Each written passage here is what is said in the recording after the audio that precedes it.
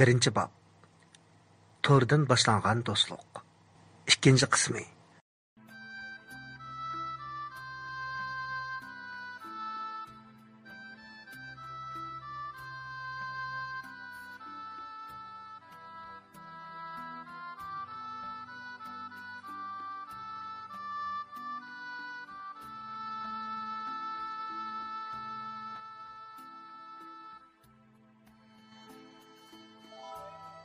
Küz kelib tozlasa güller, güller üçün çektim hasret.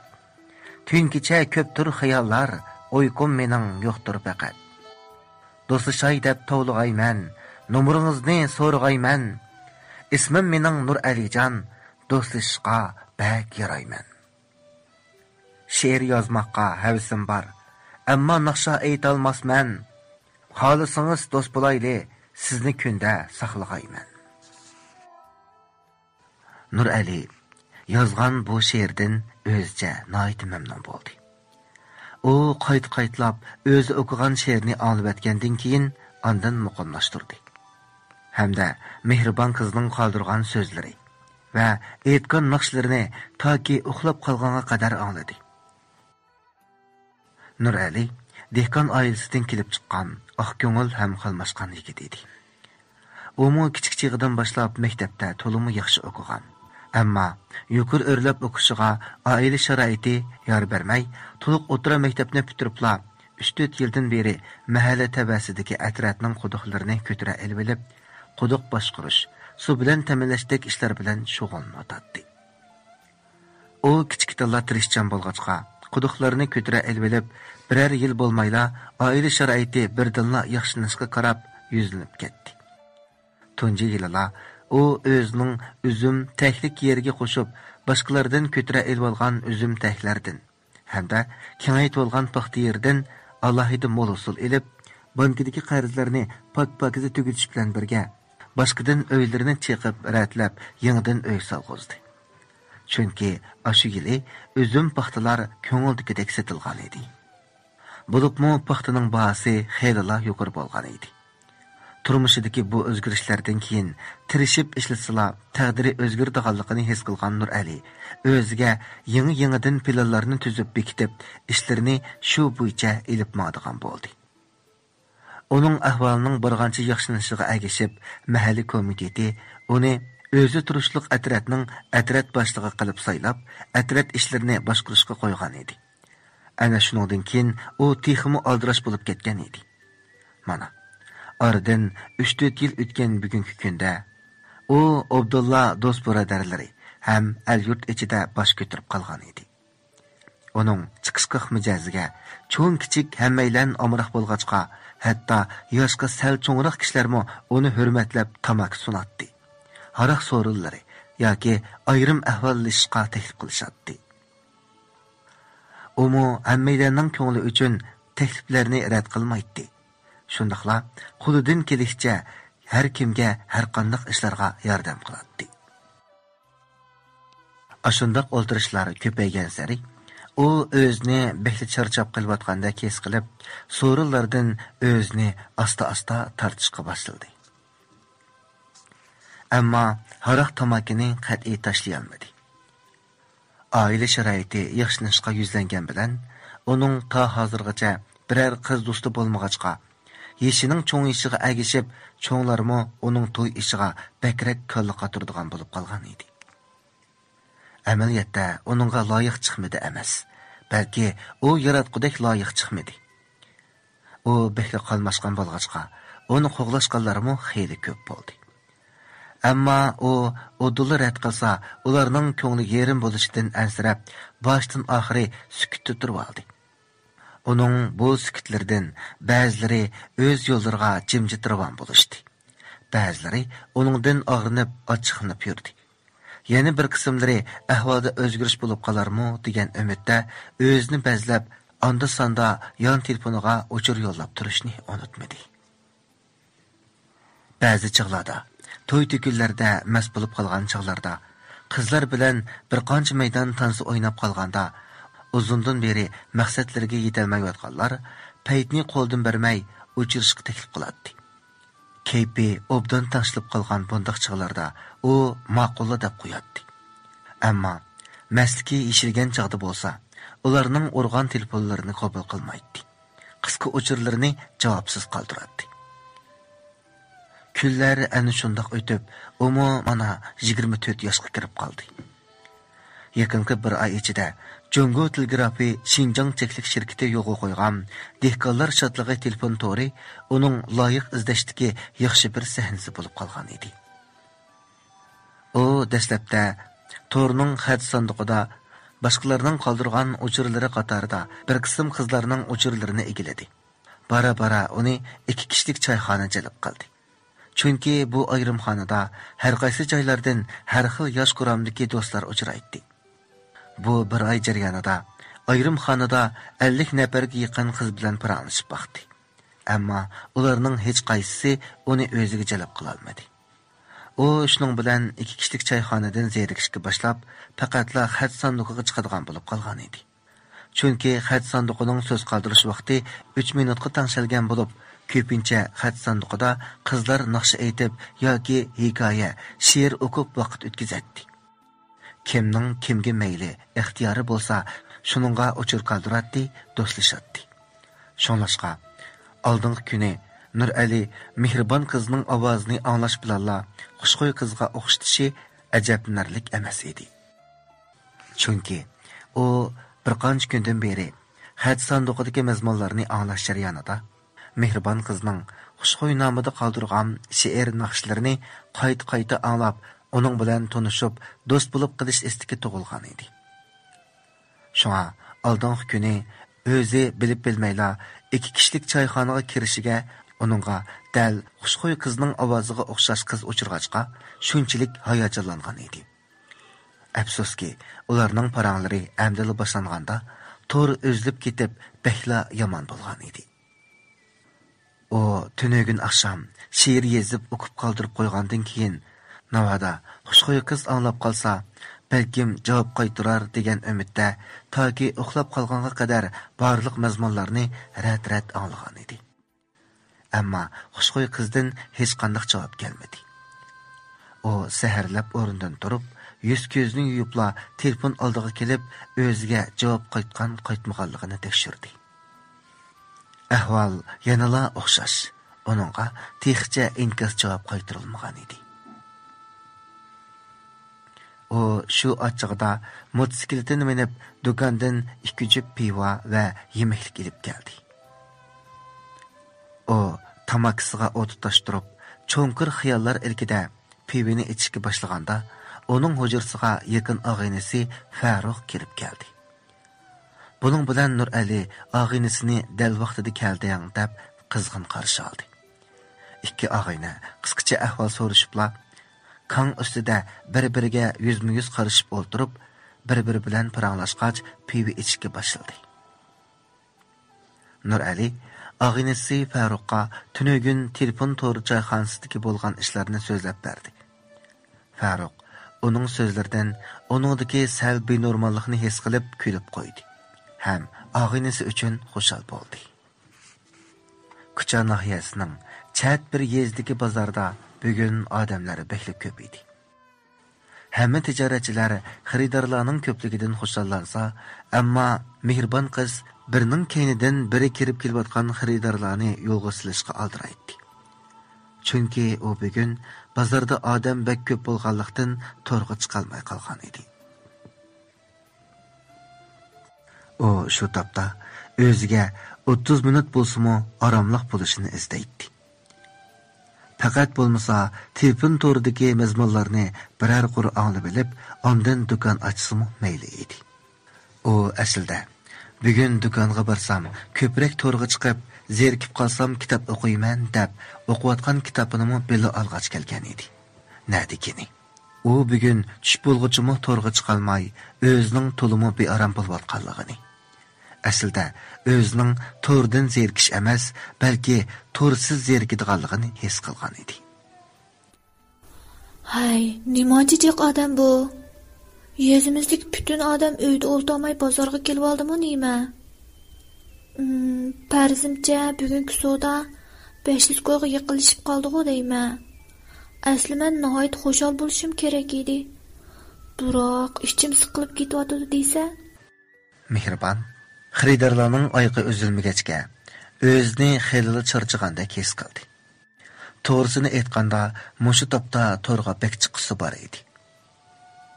Tünögün turpalliq yigit Nur Ali bilan so'zlashayotganda to'r uzilib ketgandan keyin kechqurun to'rga chiqib xat sanduqida o'ziga qoldirgan uchurlarning bor yo'qligini tekshirib etib, Nur Alining o'ziga qoldirgan javob she'rini anglab, intayin xush bo'lib, uningga darhol javob qaytarishni o'ylagan bo'lsa-mu, lekin darhol javob qaytarsa, o'zining dal xushxo'y qiz ekanligini bayqab qolishdan azrab, shuncha javob bergisi bo'lsa-mu, ammo betaqat bo'lgan holda tong atqizgan edi.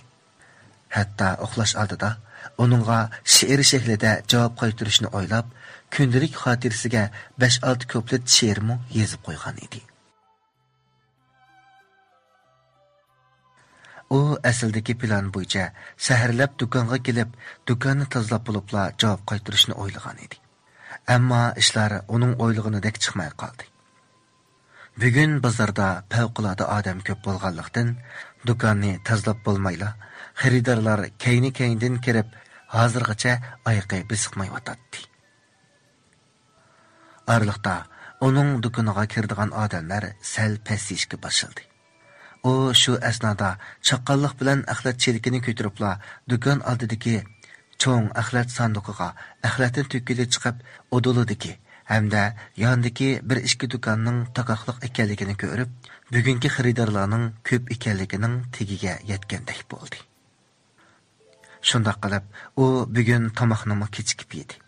Bugungi savdo qilgan pulni sanab beqib edi. To'p-to'g'ri 674 yuan bo'lgan edi. Bugungi savdo favqulodda yaxshi bo'lgan bo'lsa-mu, lekin u toza ichilib ketolmadi. Tomoqni kechikib yeganga qaraganda to'rga chiqolmay qolganligiga ko'ngli bekrak yerim bo'ldi. Mehribon tomoqdan keyin tayyorlab qo'ygan she'rni o'qidi.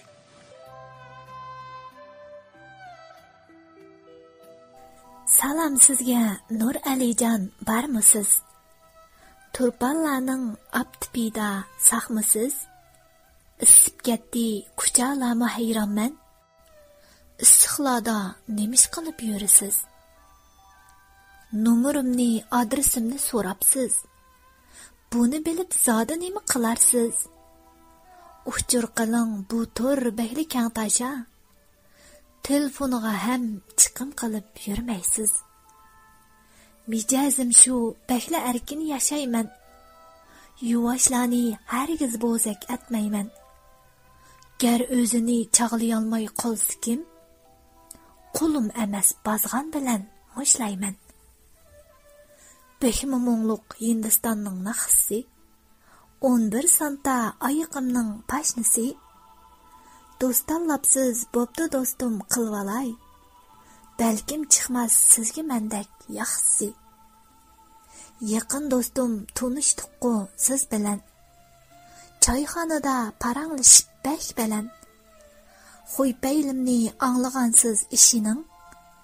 Sizga hargiz bir pomonab bermayman. Javoblarim bo'lsin sizga shunchalik. Ko'rib baqay, bilsangiz ba qanchalik. Namim xushxo'ylarga xushxo'yman. Badbo'ylarga gaplarim yo'q qilchilik. Mehribon uchur qoldirib bo'lib choyxonaga kiray degan bo'lsa-mu, odam tushib ketgachga kirolmay qoldi. U trubkani olmay turibla naqshi liniyasiga telefon qilib naqshi anglag'ach savdo qildi. Kechqurun uyga kelibla aldirash monchiga tushdi. Uydagilar bugungi savdo xabarini anglab, xushalligida uni maqtabli ketdi. U monchidan chiqib, kechlik tomoqni yemasdan aldirab to'rga chiqib, xat sanduqidagi mazmunlarni anglab chiqdi. Lekin uningga birarisidan javob qaytmagan edi. Turpanliq bola gaplarimni anglamaganmidi? Texig'i javob yo'qkan yoki anglagan bo'lsa, menda ranjib qolganmidi? Hay, bo'lula. Meningcha u cho'qim anglamadi. Chunki ko'nglim to'yib turibdi. Uningda xushchaqchaq balalar chaqchaqni tushunadi. U anglaslar cho'qim uchur qaytaradi. Mehribon ana shundoq cheksiz xiyollar bilan asta-asta uyquga ketdi. Quyosh ko'tarilib, yana bir yangi kun boshlandi. Har kundagidek saharlab o'rnidan turib olib, oila aromlarni supurib, nashtalık tayyorlaydigan Mehribon bugun o'rnidan tura olmay qoldi. Bunun bilan apsi andish qilib, uning hujrasining eshigini jiddiy qiqib chaqirg'ili turdi. Mehri, canım kızım. Gözünü aç. Ağrıp kalmagan sana. Mana hazır. Kızıp kalmagan sana. Adamni acayip mi ansırattın o? Muşu işkini içinden takıp aldığın mecazını sen. Ha, buldu. Kızıp mı kalmapsan? Dönügünki aldıraşçılıkta bek çarçap ketken bolsan, bugün dükkanını açmay, birer gün aram al. Yok, buldu yapma. Çatak yok. Ben emde ornumdan duray dep durgan tixi. Buldu, meni aldayman deyme. Qara, gözün qızırıp ketipti. Uyqungni yaxshiroq qondirib al. Yana azroq uxla, ha? Bana berib uxla. Bugün naştılıqni özüm tayyorlay. Ha, ma'qul apa, amsa meni bir soatdan keyin uyg'otib qo'ya. Ha, ma'qul. Xotirjam bo'l. Bir chig'da telefonning jiranglashi bilan u uxlab yotgan uyqusidan uyg'onib ketdi. U darhol telefonni qo'lga olganda, eng yaqin turdosh do'sti Nilofar uningdan tinchlik so'rab, o'chir yo'llag'ach naqsh qilgan edi. O, yüz gözlerini yuyup bulup derhal naşlık kaldı da dükkanğa yürüp gitti. Dükkanğa yetip bargan çağda saat allaqachon 9'dan işip bolgan edi.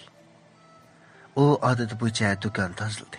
Hamda to'kliq choy qaynatqushda choy qaynatib elib, telefonni qo'lga olib to'rga chiqishga boshladi.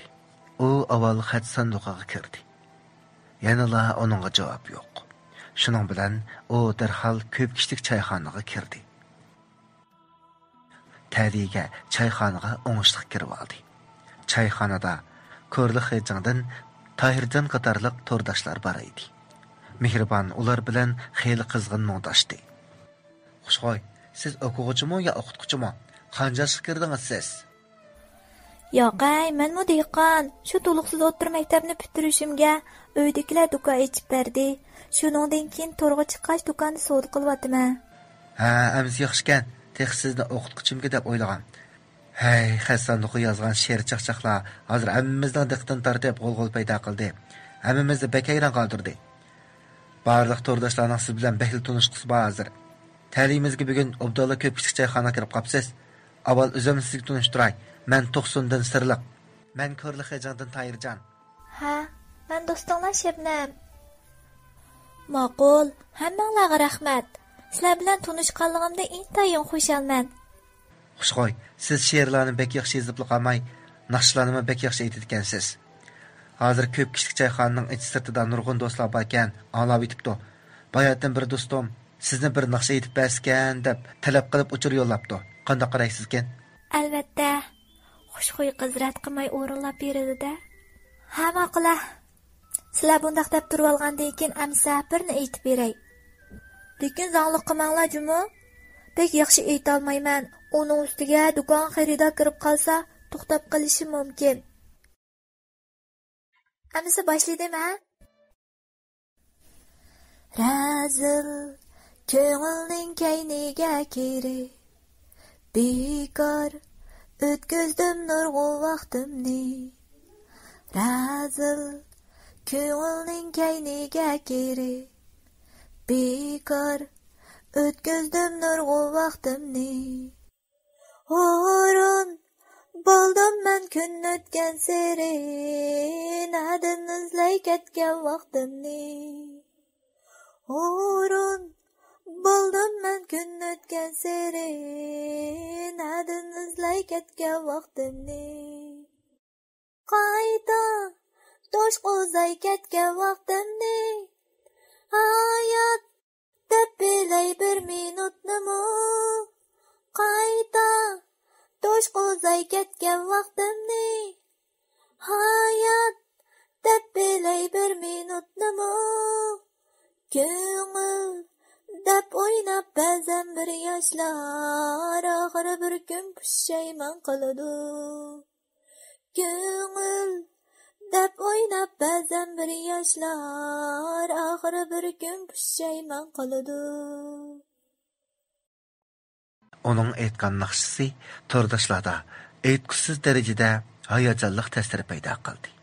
Mehribon shundoq qilib qiziqarli she'r va yozmalari, yakimliq ovozda aytgan naqshlari bilan tezla tor sohasida tonilishga boshladi.